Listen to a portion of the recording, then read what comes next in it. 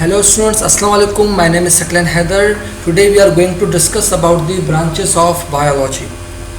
Branches of biology, branches किसे कहा जाता है? Basically biology की शाखों को, जो भी living things हैं उनको हमने स्टडी करना है, तो उसके लिए जो मॉडर्न सिस्टम है उसमें बायोलॉजी को मुख्तलिफ ब्रांचेस में तकसीम किया गया है, ठीक है ना। अब ब्रांचेस किस बेस पर? स्ट्रक्चर की बेस पर और फंक्शंस की बेस पर और मैनी अदर डिस्क्रिप्शन की बेस पर क्या किया गया है कि मुख्तलिफ ब्रांचेस की गई हैं बायोलॉजी की, ठीक है ना। पहली नंबर ब्रांच है जिसे हम कहते हैं मार्फोलॉजी।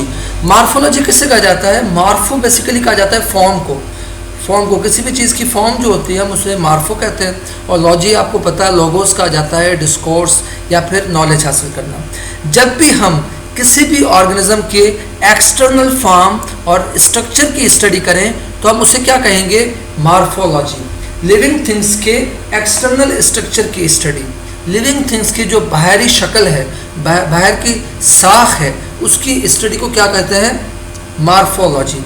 फॉर एग्जांपल अगर हम प्लांट्स की बात करें तो प्लांट्स के लीव्स कैसे हैं, उसके फ्लावर्स कैसे हैं, उसके रूट्स, स्टेम का मेन स्ट्रक्चर कैसा है। अगर हम ह्यूमंस की बात करें, ह्यूमन के बाहर के स्किन, बाहर के मेन स्ट्रक्चर्स या उनके अंदर ऑर्गन्स हैं, ऑर्गन्स के जो मेन स्ट्रक्चर्स हैं, जब हम उनके एक्सटर्नल फॉर्म की स्टडी करें तो हम उसे क्या कहेंगे? That is called the morphology. दूसरी जो ब्रांच है हम उसे कहते हैं एनाटॉमी। एना कहा जाता है पार्ट को और टॉम कहा जाता है कटिंग को।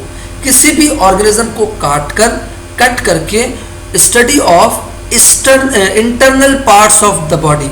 जब भी लिविंग थिंग्स के इंटरनल पार्ट्स को, अंदर के पार्ट्स को काट कर उसकी स्टडी की जाए, हम उसे बायोलॉजी की ज़बान में क्या कहते हैं? एनाटॉमी, ठीक है ना। फॉर एग्जांपल हम अगर किसी भी ऑर्गेनिज्म के हार्ट की सर्जरी करें, अंदर उसके जो है ना चेस्ट को काट कर उसके हार्ट की, किडनी की, लिवर की स्टडी करें, या फॉर एग्जांपल कोई भी लीव का सेक्शन काटें, उसके इंटरनल पार्ट्स की स्टडी करें, तो that is called the anatomy. तीसरी जो मेन ब्रांच है बायोलॉजी की, that is called the cell biology. जैसा कि नाम से जाहिर हो रहा है कि सेल की स्टडी की जाएगी। सेल चूँकि कंपार्टमेंट्स को कहा जाता है, खलिए को कहा जाता है, सेल एक खाली जगह को कहा जाता है। जब हम लिविंग थिंग के जो सेल हैं, जैसा कि आप जानते हैं कि लिविंग थिंग्स जितने भी हैं वो बेसिकली सेल्स के बने हुए हैं। कुछ यूनिसेलुलर होते हैं, कुछ लिविंग थिंग्स मल्टीसेलुलर होते हैं। यूनिसेलुलर वो ऑर्गेनिजम्स होते हैं जो कि एक सेल के बने हुए होते हैं, और मल्टीसेलुलर वो ऑर्गेनिज्म होते हैं जो बहुत सारे सेल्स के बने हुए होते हैं, ठीक है ना। अब सेल के अंदर क्या क्या है? सेल के अंदर ऑर्गेनेल्स होते हैं, इंटरनल जो पार्ट्स होते हैं सेल के, उनको ऑर्गेनेल्स कहा जाता है। तो सेल के अंदर के ऑर्गेनेल्स, उनके अंदर उनके फंक्शन, उनकी प्रॉपर्टीज़ के बारे में स्टडी करना, इसे हम कहते हैं सेल बायोलॉजी, और हम इसे साइटोलॉजी भी कहते हैं, ठीक है बेटा। फोर्थ वन जो ब्रांच है बायोलॉजी की, that is called the histology. Histology किसे कहा जाता है? हिस्टो बेसिकली कहा जाता है टिश्यू को, ठीक है ना। जैसे कि टिश्यू किसे कहा जाता है? टिश्यू मीन्स बहुत सारे सेल्स, जब बहुत सारे सेल्स मिल जाएं तो वो बेसिकली क्या बनाते हैं? टिश्यू बनाते हैं। टिश्यू क्या होता है? Study of the tissue, there parts. जैसे कि प्लांट्स भी टिश्यूज़ के बने हुए होते हैं, एनिमल्स के भी टिश्यूज़ के बने हुए होते हैं, ह्यूमंस में भी बहुत सारे टिश्यूज़ मौजूद होते हैं, जो हम आगे लेक्चर्स में पढ़ेंगे कि टिश्यूज़ के कितने टाइप्स होते हैं, प्लांट्स में कितने टाइप्स होते हैं, एनिमल्स में कितने तरह के टिश्यूज़ मौजूद होते हैं। जब हम ये स्टडी करेंगे, किसी भी प्लांट या एनिमल के टिश्यूज़ के स्ट्रक्चर की स्टडी करेंगे, तो हम उसे कहेंगे हिस्टोलॉजी, ठीक है। उसके बाद है फिजियोलॉजी। फिजियोलॉजी किसे कहा जाता है? फिजियोलॉजी का मतलब है, फिजियो जैसे कि आप जानते हैं इसके कहते हैं नेचर की स्टडी, या फिर the study about the functions of living organisms.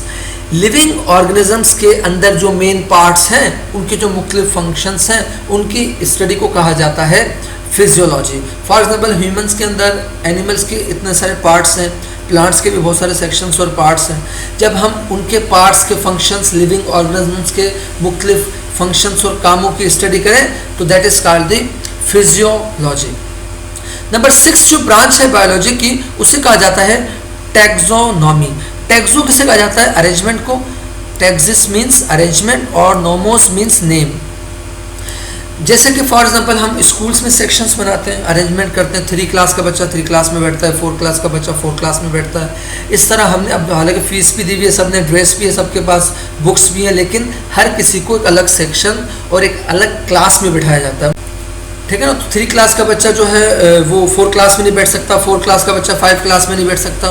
तो इसी तरीके से किसी न किसी रूल और प्रिंसिपल के तहत जो है ना स्टूडेंट्स को अरेंज किया गया है मुख्तलिफ क्लासेस के अंदर, ठीक है ना। इसी तरीके से बहुत सारे एनिमल्स हैं, कुछ एनिमल्स पानी में रहते हैं, कुछ एनिमल्स ज़मीन पर रहते हैं, कुछ एनिमल्स उड़ सकते हैं, कुछ एनिमल्स रेंग सकते हैं, कुछ प्लांट्स जो हैं वो जो है ना वो फ्लावर प्रोड्यूस करते हैं, कुछ प्लांट्स के अंदर फ्लावर प्रोड्यूस नहीं होता, कुछ प्लांट्स फ्रूट प्रोड्यूस करते हैं, कुछ प्लांट्स फ्रूट्स प्रोड्यूस नहीं कर सकते।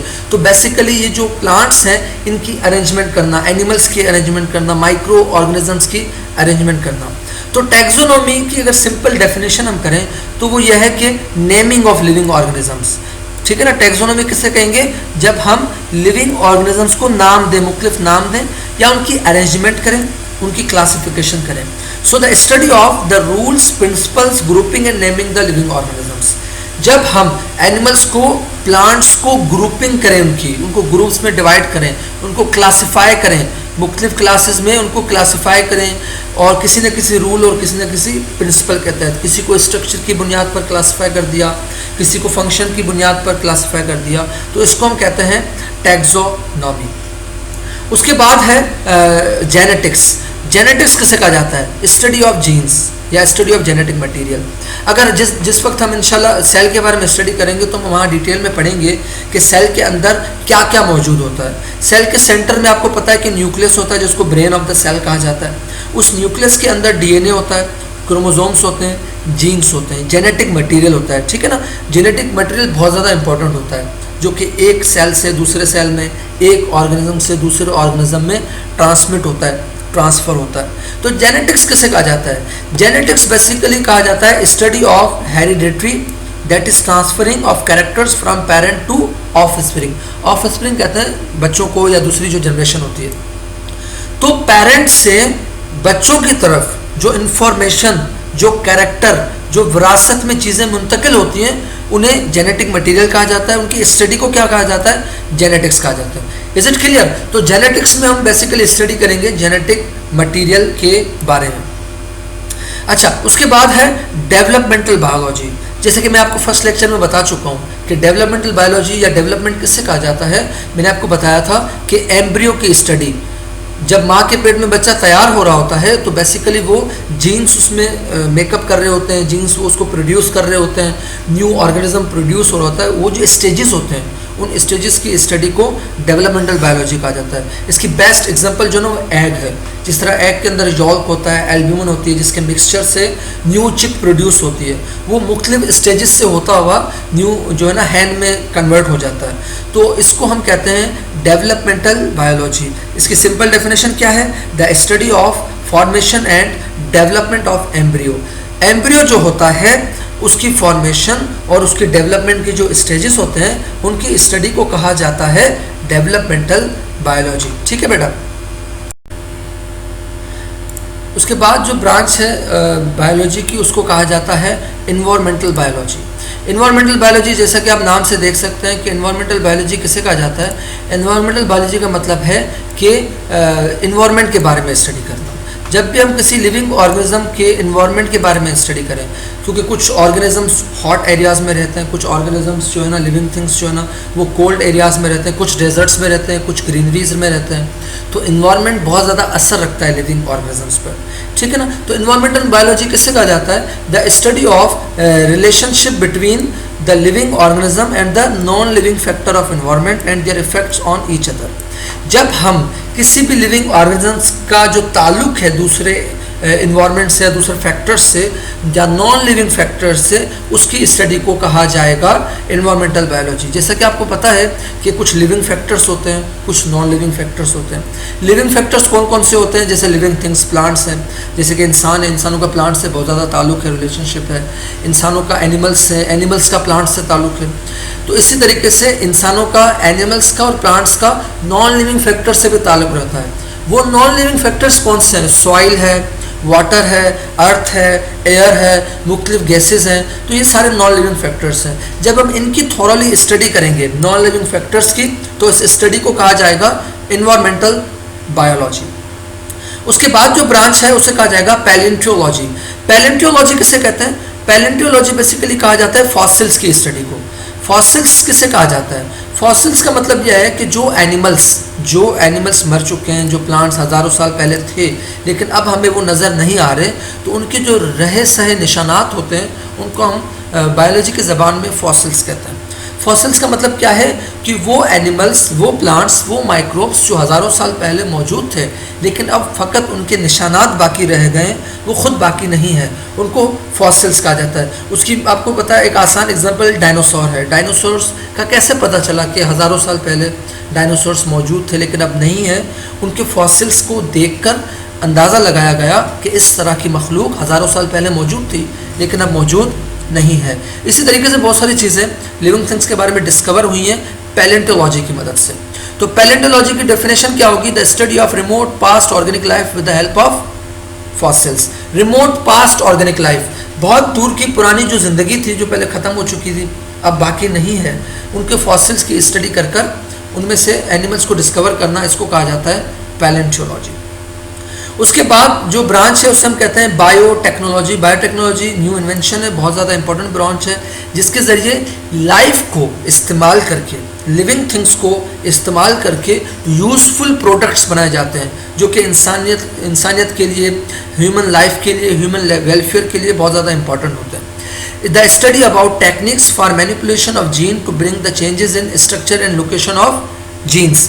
इसमें क्या होता है कि बायोटेक्नोलॉजी के ज़रिए क्या किया जाता है कि जीन्स को इस्तेमाल करके, मैंने आपको थोड़ी देर पहले बताया कि लिविंग थिंग्स जितने भी होते हैं वो बेसिकली उनके अंदर जेनेटिक मटेरियल होता है, उस जेनेटिक मटेरियल के अंदर जीन्स होते हैं जिसमें कैरेक्टर्स की इंफॉर्मेशन मौजूद होती है।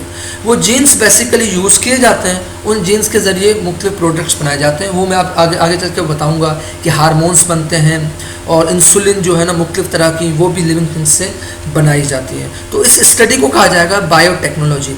सिंपल डेफिनेशन क्या होगी? टेक्निक्स ऑफ लाइफ की टेक्निक्स को मालूम करना, उसके बारे में नॉलेज हासिल करना, उसे कहेंगे बायोटेक्नोलॉजी। उसके बाद सोशियो बायोलॉजी। सोशियो बायोलॉजी किसे कहा जाता है? सोशियो बायोलॉजी का मतलब है लिविंग थिंग्स की सोशल लाइफ। जिस तरह हम देखते हैं कि इंसानों की एक सोशल लाइफ है, उनका एक रहन सहन है, वो किस तरह सोसाइटी जो है ना वो प्रोड्यूस करते हैं, किस तरह साथ साथ ज़िंदगी गुजारते हैं। इसी तरीके से प्लांट्स और एनिमल्स की भी सोशल लाइफ होती है। अगर आप एंट्स को देखें, आप हनी बी को देखें, इन सब की एक सोशल लाइफ होती है। तो social behaviour of living things, जब हम लिविंग थिंग्स के समाजी बर्ताव, सोशल बिहेवियर को स्टडी करें, उनके इंटरेक्शन को स्टडी करें, तो इस तरह की स्टडी को कहा जाएगा सोशल बायोलॉजी। उसके बाद पैरासाइटोलॉजी। पैरासाइटोलॉजी किसे कहा जाता है? पैरासाइटोलॉजी बेसिकली किसकी स्टडी को कहा जाता है? पैरासाइट की स्टडी को कहा जाता है।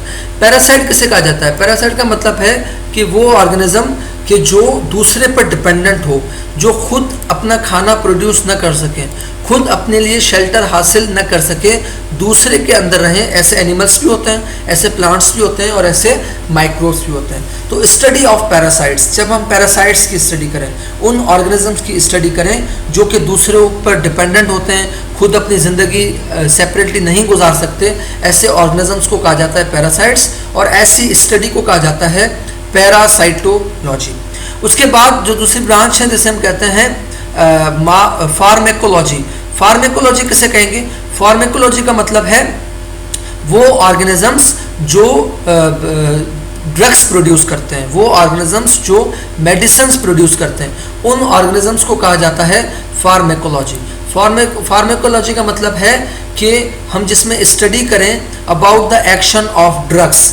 जिस तरह कोरोना वायरस की वैक्सीन बन रही है तो उसमें से जो है ना एक ड्रग्स प्रोड्यूस की गई, एक मेडिसिन प्रोड्यूस की गई जिसको इंसानों पर यूज़ किया गया और उसके एक्शन को देखा गया कि आया उसका असर क्या होता है। तो एक्शन की स्टडी, ड्रग्स के एक्शन की स्टडी को कहा जाता है फार्मेकोलॉजी, जो कि बहुत बड़े फार्मासिस्ट जो होते हैं या वायरोलॉजिस्ट जो होते हैं या बैक्टीरियोलॉजिस्ट होते हैं, वो बेसिकली प्रोड्यूस भी करते हैं और इस पर रिसर्च भी करते हैं। So the study about action of drugs is called pharmacology. उसके बाद लास्ट ब्रांच है आपके 9th क्लास की बुक के मुताबिक मॉलिक्यूलर बायोलॉजी। जैसा कि नाम से जाहिर हो रहा है, मॉलिक्यूल की स्टडी। जैसा कि मैंने आपको बताया कि जितने भी लिविंग थिंग्स हैं वो बेसिकली सेल्स के बने हुए हैं, लेकिन सेल्स किसके बने हुए हैं? Sales basically simple smaller molecules के बने हुए होते हैं। एक सेल के अंदर बिलियंस ऑफ या थाउजेंड्स ऑफ कहा जाए कि मॉलिक्यूल्स मौजूद होते हैं, जो मिलकर ऑर्गेनिक मॉलिक्यूल्स मिलकर क्या बनाते हैं, एक पूरा सेल और ऑर्गेनेल्स बनाने लग जाते हैं। तो मॉलिक्यूलर बायोलॉजी का मतलब है किसी भी ऑर्गेनिज्म की मॉलिक्यूलर लेवल पर स्टडी, किसी भी ऑर्गेनिज्म के मॉलिक्यूल्स की स्टडी करना, उसको हम कहेंगे मॉलिक्यूलर बायोलॉजी। ये मॉलिक्यूल्स मिलकर सेल बनाएंगे, ऑर्गेनेल्स बनाएंगे, ठीक है ना। तो ये बेसिकली ब्रांचेस थी जो हमने आसान ज़बान में बिल्कुल आराम से सीख ली, और उम्मीद है कि आपको लेक्चर पसंद आया होगा और आपको समझ भी आया होगा। अपना ख्याल रखिएगा। अल्लाह हाफ़िज़।